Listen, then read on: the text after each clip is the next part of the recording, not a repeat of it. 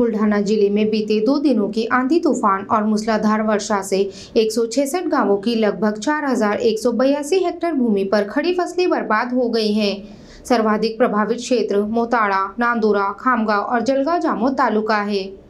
बुल्ढाना जिले में बीते 2 दिनों के भीतर आए आंधी तूफान और मूसलाधार बारिश ने किसानों की मेहनत पर पानी फेर दिया।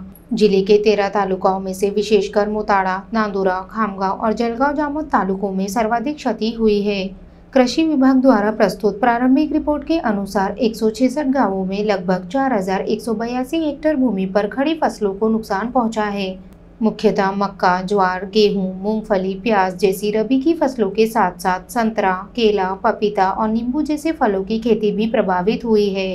ये फसलें अब कटाई के कगार पर थी, लेकिन अचानक बदले मौसम ने किसानों के हाथों से उनकी पूरी मेहनत छीन ली। जिला कृषि अधिकारी मनोज ढगे ने जानकारी दी कि इस नुकसान का व्यापक सर्वेक्षण जारी है और किसानों को राहत पहुंचाने हेतु प्रशासन प्रयासरत है। किसानों की चिंता बढ़ गई है क्योंकि इस समय फसलों से उन्हें सीधी आमदनी की अपेक्षा थी।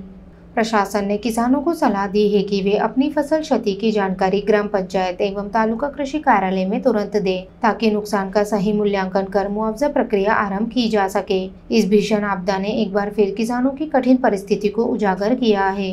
बुलढाणा जिल्ह्यामध्ये 2 एप्रिल 2025 आणि 3 एप्रिलच्या पहाटे बहुतांश भागामध्ये जोराचा वारा आणि हलकासा पाऊस सुद्धा झालेला आहे। हा अवकाळी स्वरूपाचा पाऊस असून 2 ठिकाणी गारपीट सुद्धा झाल्याचं दिसून येते।